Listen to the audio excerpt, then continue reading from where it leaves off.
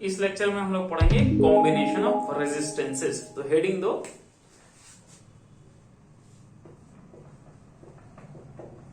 Combination, तो सरदार combination of resistances.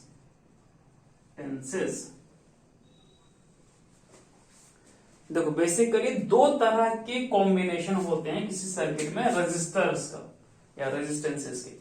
एक होता है सीरीज कॉम्बिनेशन, सीरीज कॉम्बिनेशन, और दूसरे को बोलते हैं हम लोग पैरेलल कॉम्बिनेशन।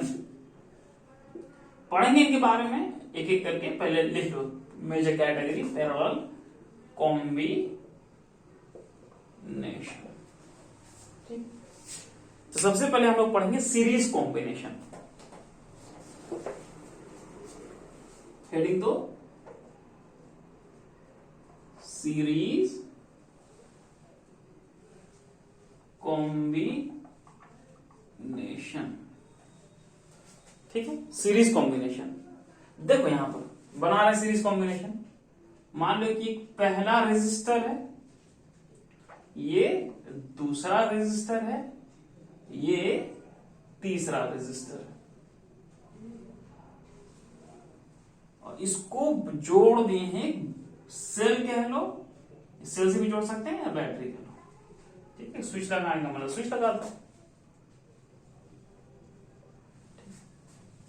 देखो ये पहला रेजिस्टर है, तो मान लो कि इसका पहला रेजिस्टर का रेजिस्टेंस है R1, ये दूसरा रेजिस्टर है तो इसकी रेजिस्टेंस को मान लो R2, ये तीसरा रेजिस्टर है तो इसके रेजिस्टेंस को मान लो R3।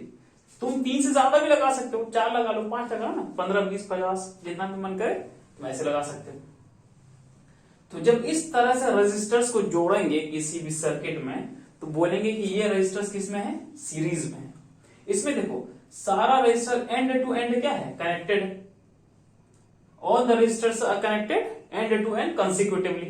तो जब इस तरह से रेजिस्टर्स एक दूसरे से जुड़े होते हैं तो हम लोग कहते हैं कि रेजिस्टर किसमें है, सीरीज में है।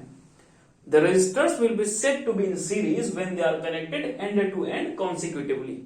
So in that combination of resistors will be known as series combination. तो लिखो कि when resistors are connected end to end, है ना, end to end, when resistors are connected end to end consecutively, then the resistors are said to be in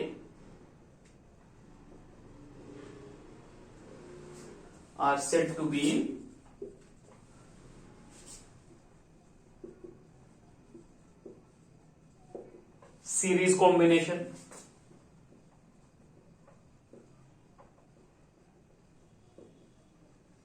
इसको लिखो और ये वाला डायग्राम बनाओ।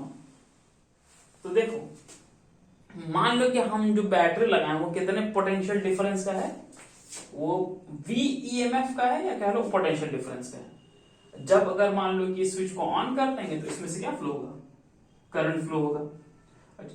देखो बैटरी से करंट फ्लो होगा, ये कनेक्टिंग वायर है, इससे भी करंट फ्लो होता जाएगा, और वही करंट क्या आ जाएगा, यहां आ जाएगा। तो देखोगे कि जो करंट बैटरी से निकला है वही करंट पहले वाले रेजिस्टर से फ्लो करेगा, फिर वही करंट दूसरे वाले रेजिस्टर से फ्लो करेगा, और वही करंट तीसरे वाले रेजिस्टर से फ्लो करेगा। बेसिकली फिर उतना ही करंट जो है बैटरी के अंदर वापस चला जाएगा। तो तुम क्या देखते हो कि जब कोई रेजिस्टर्स सीरीज में होते हैं तो सारे रेजिस्टर जो सीरीज में है उनसे जाने वाला करंट कैसा रहता है, सेम। तो current passing through all the resistors in series are is same. तो सारे रेजिस्टर से कैसा जाएगा, सेम करंट जाएगा। अच्छा देखो तुम पहले वाले रेजिस्टर के अक्रॉस पोटेंशियल डिफरेंस मेजर कर सकते हो, और तुम जिस इंस्ट्रूमेंट से पोटेंशियल डिफरेंस मेजर करोगे उसका नाम क्या है, वोल्ट मीटर। तो बेसिकली इन दोनों पॉइंट्स के बीच तुम क्या जोड़ दोगे, वोल्ट मीटर जोड़ दोगे। तो तुमको पहले वाले रजिस्टर के अक्रॉस पोटेंशियल डिफरेंस मिल जाएगा।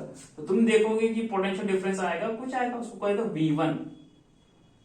ठीक है। उसी तरह दूसरे वाले रजिस्टर के अक्रॉस अगर हमको पोटेंशियल डिफरेंस मेजर करना है तो दूसरे वाले रजिस्टर के अक्रॉस क्या लगा देंगे, एक वोल्ट मीटर लगा देंगे। तो तुम देखोगे कि दूसरे वाले रजिस्टर के अक्रॉस जो होगा पोटेंशियल डिफरेंस वो अलग होगा, उसको बोलते हो V2। तो V2 is the potential difference across register R2 and V1 is the potential difference across the resistor R1. Similarly, the potential difference across resistor R3 is V3. तो तुम देखोगे ऐसा कि जब सीरीज कनेक्शन में होगा, बैटरी लगी होगी इस तरह से, तो जो पोटेंशियल डिफरेंस बैटरी का होगा वो individual potential difference across the resistor के सम के बराबर हो जाएगा, है ना। तो ये बात याद रखो, दिस इज इंपॉर्टेंट, एक स्टार भी लगा दे रहे हैं यहां पर कि the sum of the potential difference across individual resistor will be equal to the potential difference of the battery या cell, and this is an important thing to remember or to know कि सारे resistor के across के potential difference को सम करेंगे तो किसके बराबर हो जाएगा, बैटरी के अक्रॉस के पोटेंशियल डिफरेंस के बराबर। लिखो इस बात को। और सीरीज में क्या होगा कि अगर रेजिस्टेंस सीरीज में है तो current flowing through the resistor will be same. तो इन दोनों बात को लिख लो। तो लिखो current flowing through resistors, all the resistors in series is same and potential difference across the battery is equal to the sum of the potential difference across all the resistors। ये दो बात इस बात याद रखने की, इसको नोट कर लो और इसको बॉक्स में भी लिख लो ताकि तुमको याद रहे। अब हम लोग पढ़ेंगे कि सीरीज कॉम्बिनेशन में रिजल्टेंट रेजिस्टेंस कितना होता है, उसका मतलब क्या होता है। तो अब हेडिंग दो equivalent resistance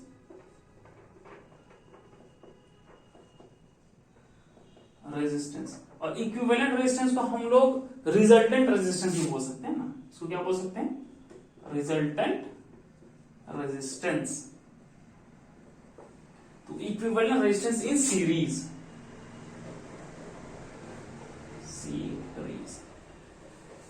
heading equivalent resistance in series. और इक्विवेलेंट रेजिस्टेंस को क्या बोल सकते हैं, रिजल्टेंट रेजिस्टेंस भी बोल सकते हैं। सबसे पहले हम लोग इस बात को समझेंगे कि इक्विवेलेंट रेजिस्टेंस या रिजल्टेंट रेजिस्टेंस जो हम लोग बोल रहे हैं उसका मतलब क्या है।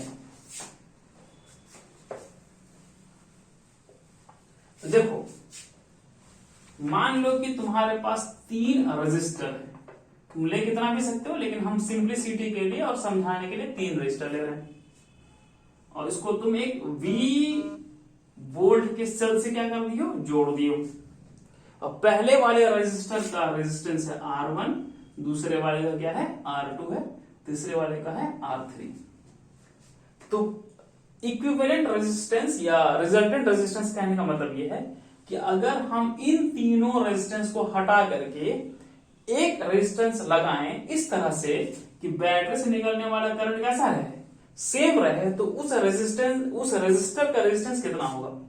कहने का मतलब यह है कि अगर इस पूरे सर्किट को, इन तीनों रेजिस्टर्स को एक रेजिस्टर से हम क्या कर दें, रिप्लेस कर दें और बैटरी उतना ही या सेल उतना ही पोटेंशियल डिफरेंस का लगा के रखें, तो इस रेजिस्टर का कितना रेजिस्टेंस होना चाहिए कि बैटरी से निकलने वाला करंट कैसा रहे, सेम रहे। तो इस रेजिस्टर का जो रेजिस्टेंस होगा उसको बोलेंगे equivalent resistance of all these 3 resistor. तो इसको क्या बोलो, आर इक्विवेलेंट। ठीक है। अच्छा देखो, ये हो गया इक्विवेलेंट रेजिस्टेंस और ये है इंडिविजुअल रेजिस्टेंस। इस तरह से कि बैटरी सेम पोटेंशियल डिफरेंस का है और current from the battery is same. अच्छा, यहां पर ओम्स लॉ लगा इस वाले सर्किट के लिए, इस वाले सर्किट के लिए ओम्स लॉ लगाएंगे तो V इक्वल्स टू क्या हो जाएगा, I इंटू R आर क्या है, आर इक्विवेलेंट, इसको बोले इक्वेशन 1। होगा कि नहीं होगा? अगर मान एक ही रेजिस्टर है तो इस रेजिस्टर के अक्रॉस पोटेंशियल डिफरेंस कितना होगा, जितना बैटरी का पोटेंशियल डिफरेंस है V, तो potential difference across the resistor is current flowing through the resistor into the resistance of the resistor. तो ये क्या हो गया, पहले इस सर्किट के लिए क्या हो गया, ओम्स लॉ हो गया इस रेजिस्टर के लिए। अच्छा यहां देखो, यहां इस रेजिस्टर के अक्रॉस पोटेंशियल डिफरेंस कितना होगा, V1 अभी हम लोग देखे थे, इसके अक्रॉस कितना होगा V2 और इसके अक्रॉस कितना होगा V3। और हम लोग देखे थे कि इन तीनों का सम किसके पोटेंशियल डिफरेंस के बराबर होगा, V के बराबर होगा। तो यहां हम लोग लिख सकते हैं V equals to V1 plus V2 plus V3, ठीक है ना। अच्छा पहले इस रेजिस्टर से करंट कितना फ्लो हो रहा है, जितना कि बैटरी से करंट फ्लो हो रहा है, इस रेजिस्टर से करंट कितना फ्लो हो रहा है I, उतना ही करंट इस रेजिस्टर से फ्लो हो रहा है, उतना ही करंट इस रेजिस्टर से फ्लो हो रहा है। तो इस रेजिस्टर के लिए अगर हम लोग ओम्स लॉ लगाएं इस रेजिस्टर के लिए, तो V1 क्या हो जाएगा, V1 is equals to I into R1। यहां लिख रहे हैं, देखो V1 किसके बराबर हो जाएगा, I इंटू R1 के, पहले वाले रेजिस्टर के लिए लगा ओम्स लॉ, ठीक है। दूसरे वाले रेजिस्टर के लिए लगा ओम्स लॉ, तो V2 किसके बराबर हो जाएगा, I इंटू R2। V2 हो जाएगा दूसरे वाले रेजिस्टर का potential difference is equal to दूसरे वाले रेजिस्टर से बहने वाला करंट इनटू दूसरे वाले रेजिस्टर का resistance, V2 equal to I2 R2। ठीक, यहां देखो तीसरे वाले रेजिस्टर कितना हो जाएगा, V3 इज इक्वल टू तीसरे वाले रेजिस्टर से बहने वाला करंट जो कि कितना है I है इंटू R3, ऐसा लिख सकते हैं। अब देखो इसको बोलो इक्वेशन 2 और सबको सॉरी इसको बोलो इक्वेशन 2, इसको बोलो इक्वेशन 3, इन तीनों को, तो इन तीनों की वैल्यू यहां पुट करो, इक्वेशन 1 की भी और इक्वेशन 2 की भी। तो V को क्या लिख सकते हैं, I इंटू R इक्विवेलेंट लिखो। तो हम लोग यहां देखें कि V equals to V1 plus V2 plus V3 है, तो V को लिख सकते हैं I into R equivalent, I into R equivalent equals to V1 को क्या लिख सकते हैं, I into R1, I into R1 plus V2 को क्या लिख सकते हैं, I इंटू R2, ये हो जाएगा I इंटू R2 प्लस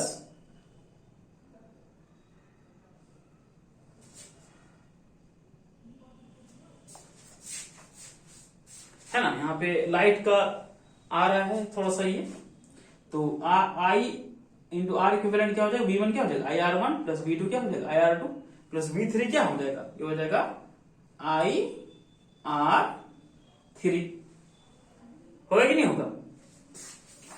तो देखो यहां से ये वाला I, ये वाला I, ये वाला I, ये वाला I क्या हो गया, कैंसिल हो गया, तो तुमको क्या मिल जाएगा, you will get R equivalent is equal to R1 plus R2 plus R3।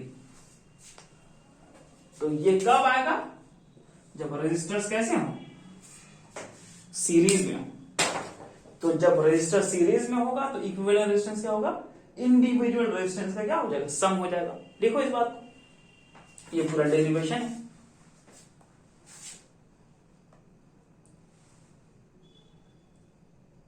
ठीक है, यहां पर देखो लाइट का आ रहा है वहां से रिफ्लेक्शन, इससे तुमको दिख नहीं रहा है, तो देखो हम यहां जाएंगे तो दिखेगा। ठीक, तो I इंटू R इक्विवेलेंट क्या है, V1 equals to IR1 plus plus V2 equals to IR2 plus V3 equals to IR3।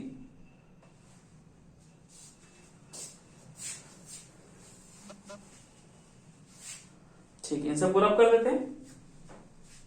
तो बेसिकली सीरीज कॉम्बिनेशन में तुमको याद रखने वाली बात यह है कि potential difference will be the sum of the individual potential difference of the resistors and current through all the resistors is same, as well as equivalent resistance is the sum of the individual resistance of the resistor. चलो आप इसको रब कर दे रहे हैं। इसी में कुछ हम लोग देखेंगे न्यूमेरिकल्स,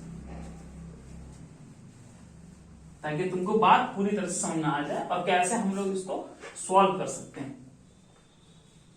क्वेश्चंस में। सबसे पहले एकदम आसान क्वेश्चन बनाते हैं, जैसे कि पेज नंबर 30 में देखो सैंपल प्रॉब्लम नंबर 1 तुम्हारे एस चांद की बुक से। तो उसमें क्या है कि if 4 resistances each of volume value 1 ohm are connected in series what will be the resultant resistance. क्या बोल रहा है कि 4 रेजिस्टर है ना, 4 रेजिस्टर है और चारों की रेजिस्टेंस की वैल्यू सेम है 1 ओम। कितना है 1 ओम है, ये भी कितना है 1 ओम है, ये भी 1 ओम है 1 ओम। तो बोल रहा है कि इन चारों रेजिस्टर्स का इक्विवेलेंट रेजिस्टर जो बनेगा उसका रेजिस्टेंस क्या होगा। तो इसका इक्विवेलेंट रेजिस्टेंस हमको निकालना है। तो चारों रेजिस्टर किस में है, सीरीज में है। तो आर इक्विवेलेंट क्या हो जाएगा R1 plus R2 plus R3 plus R4। R1 कितना है R2 भी कितना है, इतना ही R3 क्या है R और R4 भी, क्योंकि सारे रेजिस्टर्स की वैल्यू क्या है सेम है, तो हमने क्या मान लिया R मान लिया। R plus R plus R plus R कितना हो जाएगा 4R, और R की वैल्यू कितनी है 1 ओम, तो ये जाएगा 4 इंटू 1 ओम, तो हो गया 4 ओम्स। तो कितना इक्विवेलेंट रेजिस्टेंस है 4 ओम। इससे थोड़ा सा एक लेवल ऊपर का क्वेश्चन देखते हैं।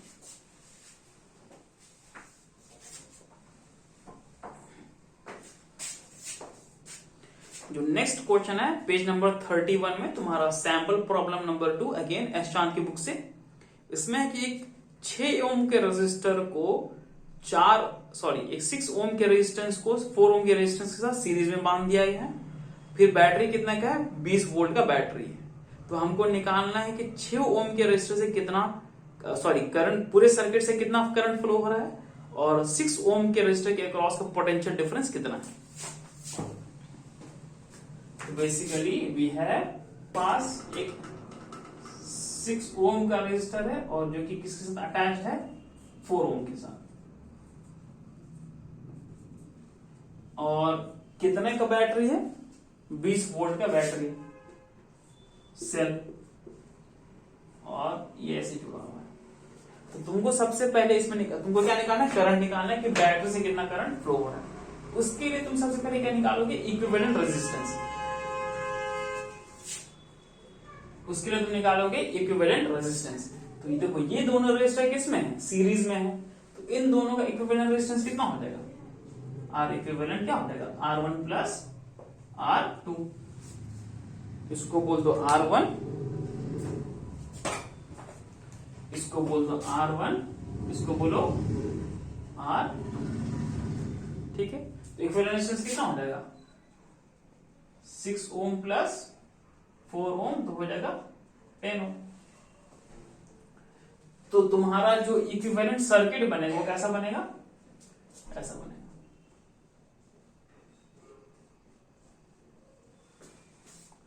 बैटरी कितना है तुम्हारा सेल 20 वोल्ट का है और इक्विवेलेंट रेजिस्टेंस कितने का है 10 ओम का है। अब तुमको क्या निकालना है सर्किट से करंट निकालना है। तुम क्या लगाओगे, तुम लगाओगे ओम्स लॉ यहां पर, तो V equals to I into R equivalent इस रजिस्टर के लिए। ठीक है, तो देखो V कितना है 20 वोल्ट। अच्छा देखो यहां से I कितना हो जाएगा, यहां से I हो जाएगा V बाई R इक्विवेलेंट।